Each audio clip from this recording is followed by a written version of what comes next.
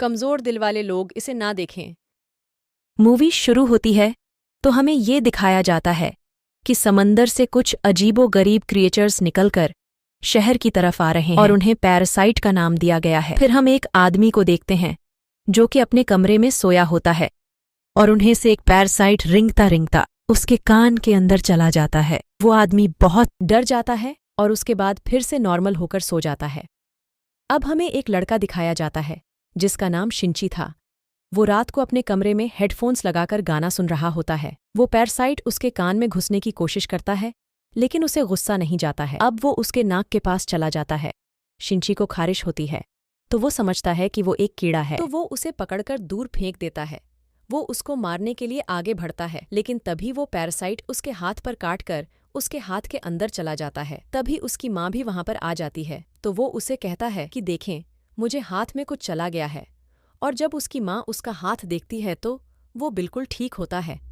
अगली सुबह हमें दिखाया जाता है कि शिंजी नाश्ते के टेबल पर बैठा होता है तो उसे अपने हाथ में बहुत अजीब फील होता है। और फिर दूसरी तरफ हमें वो आदमी दिखाया जाता है जिसके कान में शुरुआत में एक पैरासाइट चला गया था। वो अपनी बीवी के सामने आकर खड़ा होता है और अपना मुंह खोल लेता है। उसका मुंह बहुत ही खौफनाक और बहुत ही बड़ा था और वो अपनी बीवी का सर अपने मुंह में लेकर अपना खौफनाक मुंह बंद कर लेता है और यह सब उसी पैरासाइट की वजह से हो रहा था। फिर हमें शिंची दिखाया जाता है जो कि स्कूल जाते हुए रास्ते में अपनी दोस्त से मिलता है। वो भी उसमें काफी अजीब हरकतें नोट करती है और जब वो स्कूल पहुंच जाता है तब भी उसके साथ बहुत कुछ अजीब हो रहा था, जैसे उसकी राइट हैंड में काफी पावर आ गई हो। वो घर आता है और अपना हाथ काटने की कोशिश करता है तो शिंची ने इसे आगे जाने से रोक लिया था, इसलिए अब ये सिर्फ राइट हैंड में ही था और उसी हाथ को कंट्रोल कर रहा था। ये अपना नाम मिगी बताता है और कहता है कि तुम मुझे कभी मत काट क्योंकि मैं तुम्हें कुछ नहीं कहूंगा, तुम मेरे होस्ट जो हो। अब हम देखते हैं कि शिंची और मिगी में दोस्ती होने लगी थी, लेकिन बाकी सब लोग जिनको पैरासाइट्स ने इन्फेक्ट किया था, जो शहर में बहुत तबाही मचा रहे थे और इंसानों को मारकर खा रहे थे। दूसरी तरफ मिगी शिंची को खींचकर एक रेस्टोरेंट की तरफ ले जाता है। वहां पर भी बहुत सारे इन्फेक्टेड लोग और ये उसने अपने फायदे के लिए किया था। अब न्यूज़ आती है कि शहर के लोग मारे जा रहे हैं और किसी को कुछ समझ नहीं आ रहा है कि इन्हें मारने वाला है कौन, क्योंकि पैरासाइट्स अपना ये काम बहुत होशियारी और छुपके कर रहे थे। शिंजी को सब्जी और जानवरों के गोश्त को खाता है तो इसी तरह हम लोगों का खाना इंसान है, तो इसमें बुरी बात क्या है। अब मेकी को पता चल जाया कि उनके आसपास कौन सा पैरासाइट, तो जब शिंजी से पूछा जाता है वो उसे बताती है तो तुम्हारे पास एक और पैरासाइट है और वह कोई और नहीं बल्कि उसकी टीचर थी। और जब शिंची को देखती है तो उसे पता चल जाता है कि यह भी संक्रमित है, लेकिन टीचर कहती है कि तुम्हें मुझसे डरने की ज़रूरत नहीं है क्योंकि मैं इंसानों को नुकसान नहीं पहुंचती, बल्कि मैं उनके तारीके को इसलिए पढ़ना चाहती हूँ क्योंकि इंसानों जैसा क्वालिटी हमेशा मुझ में रहे। टीचर वहाँ दो और पैरासाइट के पास लेकर जाती है। एक छात्र होता है और एक पुलिस ऑफिसर। वह बताती है कि यह पुलिस ऑफिसर मेरा हस्बैंड है और हमारा बेबी होने वाला है और वो बेबी बिल्कुल नॉर्मल इंसान होगा, तो हम भी इंसानों की तरह ही रहना चाहते हैं। हम किसी को नुकसान नहीं पहुंचाएंगे, किसी को सरेआम नहीं मारेंगे, लेकिन छुप के गोश्त खाना चाहते हैं। तो क्या तुम ये ग्रुप ज्वाइन करोगे? अगले दिन पुलिस अधिकारी उसके पास आता है तो मैगी शिंची को कहता है कि ये हमें मारने आया है क्योंकि इसे पता चल चुका है कि उस दिन हमने रेस्टोरेंट में एक पैरासाइट को मारा था। तभी अचानक पुलिस अफसर उस पर अटैक कर देता है। अब मिगी और शिंची भी बहुत लड़ते हैं और ऑफिसर को फाइनली मार देते हैं। तभी शिंची घर आता है तो उसे बहुत बुरा लगता है कि उसने एक मर्डर कर दिया, लेकिन दूसरी तरफ हम ये देखते हैं कि पुलिस अधिकारी के शरीर से वह पैरासाइट निकलकर किसी और के शरीर में चला जाता है। वह कोई और नहीं बल्कि शिंची की माँ थी और वो शिंची को मारने के लिए उसकी तरफ आ रही थी। मिगी शिंची को बताता है कि ये तुम्हें मारना चाहती है, तो शिंची उसे कहता है कि खबरदार, तुमने मेरी माँ को कुछ कहा, क्योंकि वो अपनी माँ से बहुत प्यार करता था। तभी शिंची की माँ शिंची पर अटैक कर देती है। उसका बहुत खून जाया होता है और वो मरने के करीब होता है, लेकिन अगली सुबह हम देखते हैं कि वो दोबारा से उठ खड़ा हुआ है। तो मिगी उसे बताता है कि तुम बहुत जख्मी हो गए थे, लेकिन मैंने अपने सेल्स से तुम्हारे जख्म को ठीक कर दिया। लेकिन बुरी बात ये थी, शिंची की बॉडी में मिगी के सेल्स चले गए थे और अब वो पूरी तरह इन्फेक्ट हो रहा था। अब शिंची अपनी माँ को ढूंढने लगता है, लेकिन वो नहीं मिलती। तभी वो टीचर के पास जाता है और पुलिस ऑफिसर के बारे में पूछता है, लेकिन वो टीचर भी उसे कुछ नहीं बताती हैं। मिगी उसे बताता है कि मुझे भी 4 घंटे सोने की जरूरत पड़ेगी और उस समय मैं तुम्हें बचा नहीं पाऊंगा और तुम्हें अकेले लड़ना होगा। लेकिन क्योंकि अब मैगी के सेल्स सिंची में थे तो उसके जैसा ही पावर आने लगा। खैर, फिर हम देखते हैं कि वही स्टूडेंट जो टीचर ने दिखाया था वो पूरी तरह से पैरासाइट बन जाता है। वो भी सिंची के स्कूल में ही एडमिनिशन ले लेता है और सिंची का दोस्त बनने का ड्रामा करता है। लेकिन कुछ दिन बाद सबको पता चल जाता है कि वो पैरासाइट है और धीरे धीरे वो सबको मार रहा था। इसके बाद वो सिंची के दोस्त को भी मारने के लिए जाते हैं, लेकिन सिंची अपने दोस्त को बचा लेते हैं और बिल्डिंग से छलांग लगा लेते हैं। और अब वो टीचर वहां आती है और वो चाहते हैं कि सारे स्टूडेंट मर जाए, तभी वो वहां पर ब्लास्ट करती है, लेकिन उससे कुछ नहीं होता।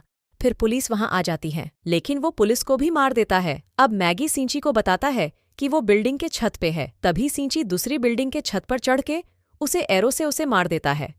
फिर सिंची टीचर के पास जाता है और उस पुलिस ऑफिसर का एड्रेस पूछता है जो कि पैरासाइट था। अब टीचर उसे एड्रेस दे देती है।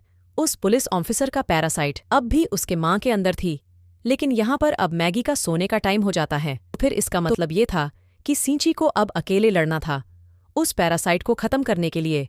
जैसे तैसे वो उसकी गर्दन काट देता है, जिसके बाद उसकी माँ और पुलिस ऑफिसर दोनों मारे जाते हैं। ये देखते हैं कि सिंची अपने दोस्त से हॉस्पिटल मिलने जाता है। तभी सिंची बात कर रहा था कि मैं एक एक पैरासाइट को खत्म कर दूंगा।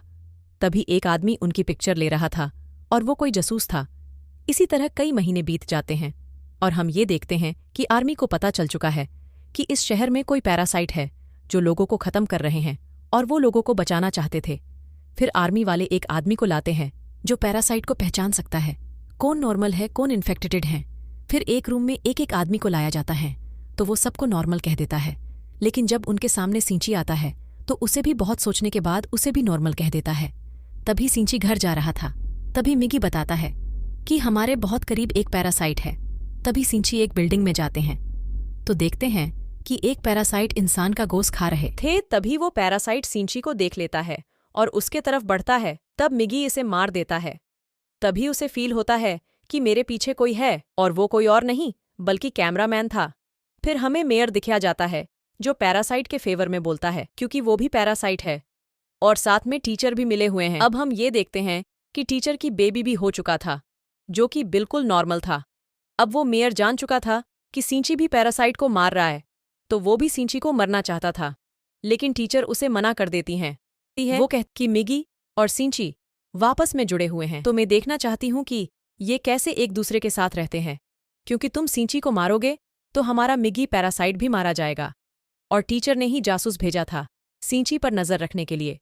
तभी सिंची रास्ते से जा रहा था, तभी वो जासूस सिंची को रोककर बोलता है कि तुम्हें पुलिस को बता देना चाहिए। तभी सिंची कहता है कि पुलिस में भी बहुत सारे पैरासाइट भरे हुए हैं। जासूस उसे बोल देता है कि हमें टीचर ने भेजा था। तभी सिंची टीचर के पास जाता है और पूछता है कि तुम यह सब क्या कर रहे हो, तुम ये सब बंद क्यों नहीं कर देती।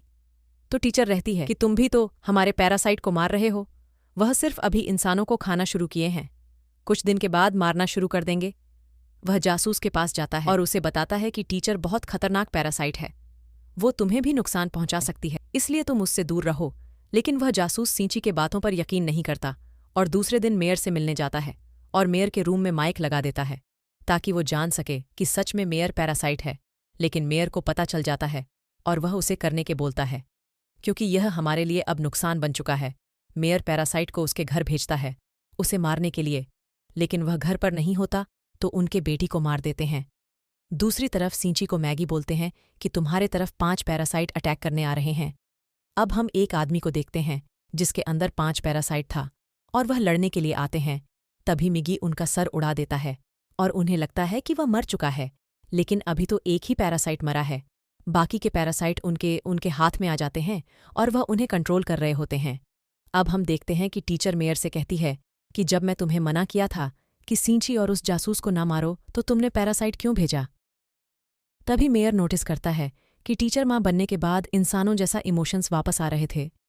मेयर को ये बात अच्छा नहीं लगा और वह टीचर को करने के लिए 3 पैरासाइट भेजता है, लेकिन टीचर भी एक पैरासाइट थी, तो उसे पता चल चुका था कि कोई उसे करने के लिए आ रहा है, तो वो उसे पार्किंग में ले जाती है और तीनों से अकेले ही मुकाबला करके तीनों को मार देती है। तभी वह घर आती है तो देखती है कि उसका बच्चा घर में नहीं है और उसे एक नोट मिलता है जिसमें लिखा है कि तुम्हारा बच्चा मेरे पास है और ब्रिज पर मुझसे मिलने आओ। यह नोट उस जासूस का था। वह अपनी मरी हुई बेटी का बदला लेना चाहता था। वो टीचर घबराते हुए सिंची को भी अपने साथ लेकर जाती है। सिंची उसे बताता है कि तुम्हें इस मारकर कुछ नहीं मिलेगा, क्योंकि ये बच्चा एक नॉर्मल इंसान है। तभी हम देखते हैं कि चारों तरफ आर्मी की फौज आ जाती है और मेयर ने अपने बिल्डिंग में बहुत सारे पैरासाइट को छुपा कर रखा है। आर्मी की फौज एक एक आदमी को निकाल रहे थे और जो इन्फेक्टेड था उसे शूट कर रहे थे। तभी मेयर बोलता है कि असली मोस्टर तो इंसान है जो बिना वजह पैरासाइट को मार रहा है। तभी वहां खड़े सभी फौजी उस पर गोली चल देते हैं और तभी मेहर की मौत हो जाती है। तभी वह आदमी बोलता है कि यह तो इंसान था, बस पैरासाइट का साथ दे रहा था। लेकिन जब वह पीछे देखता है तो वहीं पर एक आदमी खड़ा है जिसके अंदर 5 पैरासाइट है। फिर सब आर्मी उसे सूट करता है, लेकिन उससे कुछ नहीं होता। फिर अगले सीन में हम देखते हैं कि वह जासूस उस बच्चों को नीचे फेंकने वाला है। तभी टीचर को अपना रूप दिखाना पड़ता है और वह उस जासूस को मार देते हैं। तभी सारे लोग जान जाते हैं कि टीचर भी इन्फेक्टेड है। तभी टीचर के ऊपर सारे फौजी सूट कर देते हैं और टीचर उस बच्चा को सिंची के पास देते हुए मर जाती है। तभी सिंची को अपनी माँ याद आती है। तभी खबर आता है कि जिसके अंदर 5 पैरासाइट था वह सभी फौजी को मार रहे थे। तभी सिंची फौरन वहां से निकल जाता उसे पैरासाइट को मारने, लेकिन रास्ते में ही वह मिल जाता है और सिंची के गाड़ी को एक्सीडेंट कर देता है। तभी मैगी सिंची से कहता है कि तुम हमसे अलग हो जाओ, नहीं तो उस पैरासाइट को पता चल जाएगा कि हम कहाँ हैं, इसीलिए तुम हमसे। मैगी पर अटैक कर देता है और मैगी को मार देता है। सिंची बहुत उदास हो जाता है। फिर सिंची अपने दोस्त के घर के तरफ जाने लगता है और अपने दोस्त के यहाँ चला जाता है, जिसके बाद सिंची का बहुत ही खून निकल रहा था। फिर उसके दोस्त उसकी देखभाल करता है। फिर हम देखते हैं कि सिंची के शरीर से एक और पैरासाइट निकल रहा है। ऐसा इसलिए हुआ क्योंकि जब मैगी सिंची के बॉडी को ठीक कर रहा था तो कुछ मैगी के सेल्स भी उनके शरीर में आ गए थे। तभी सिंची कहता है कि अपने दोस्त से, अगर ऐसा हुआ तो उस पैरासाइट को पता चल जाएगा कि हम कहाँ हैं। तभी सिंची वहां से उठकर चला जाता है, लेकिन रास्ते में ही वह पैरासाइट उसे मिल जाता है और सिंची अटैक कर देता है और कहता है कि मैं सभी को मार दूंगा, फिर मैं और पैरासाइट इस दुनिया पर राज करेंगे। तभी वह पैरासाइट सिंची पर अटैक कर देता है, लेकिन सांची मरने ही वाला था। तभी अचानक सिंची के शरीर से वह पैरासाइट निकलता है और उस पर वार कर देता है और उस पैरासाइट के बॉडी में कुछ होने लगता है और मैगी बोलता है कि जिस हथियार से तुमने मारा उसमें केमिकल्स मिला हुआ था और धीरे धीरे सभी पैरासाइट उसके शरीर से निकल रहा है। तभी हम देखते हैं कि बस उसके शरीर का ढांचा बचा हुआ। फिर सिंची उस ढांचे को पड़कर आग में फेंक देते हैं। इसके बाद फाइनली पैरासाइट की डेथ हो जाती है। अब हम कुछ दिन बाद देखते हैं कि सब कुछ नॉर्मल हो गया है और मैगी सिंची से कहता है कि जैसे कि सब कुछ नॉर्मल हो गया है तो अब हमें भी एक दूसरे से अलग हो जाना चाहिए, लेकिन सिंची मना करता है। फिर भी मैगी उससे अलग हो जाता है। इससे सिंची बहुत उदास हो जाता है। फिर हम देखते हैं कि सिंची और उनका दोस्त काफ़ी अच्छी लाइफ बिता रहा है और वह उस टीचर के बच्चे से भी मिलने जाया करते हैं।